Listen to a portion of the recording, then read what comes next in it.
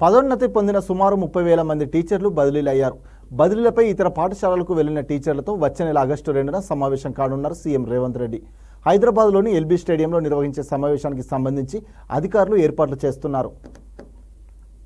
తాజాగా ప్రభుత్వం చేపట్టిన బదిలీలతో ప్రస్తుతం పనిచేస్తున్న ప్రదేశం నుంచి వేరొక పాఠశాలకు 30,000 మంది టీచర్లు బదిలీ అయ్యారు. ఈ నేపథ్యంలో సీఎం రేవంత్ బదిలీలపై వెళ్లిన టీచర్లతో నేరుగా మాట్లాడేందుకు వచ్చే నెల 2న హైదరాబాద్లోని ఎల్బీ స్టేడియంలో సమావేశం నిర్వహించనున్నారు అధికారులు. ఇందుకు సంబంధించిన ఏర్పాట్లపై పలువురు అధికారులతో శాంతి కుమార్ టెలికాన్ఫరెన్స్ నిర్వహించారు. ఈ సమావేశానికి రాష్ట్రంలోని పలు జిల్లాల నుంచి వచ్చే టీచర్లకు రెయిన్ ప్రూఫ్ టెంట్ సౌకర్యం కల్పించడంతో పాటు పార్కింగ్, తాగునీరు, పారిశుద్ధ్యం వంటి ఇతర సౌకర్యాలను ఏర్పాటు చేయాలని అధికారులను ఆదేశించారు. సమావేశంలో డీజీపీ జితేందర్ రెడ్డి, విద్యాశాఖ ముఖ్య కార్యదర్శి బుర్రా వెంకటేశం, ఎస్సీ డెవలప్మెంట్ ముఖ్య కార్యదర్శి శ్రీధర్, రోడ్డు భవనాల శాఖ కార్యదర్శి Harichandana, Hyderabad city commissioner Srinivas Reddy, GHMC commissioner Amrapali, సమాచార శాఖ స్పెషల్ కమిషనర్ హనుమంతరావులున్నారు.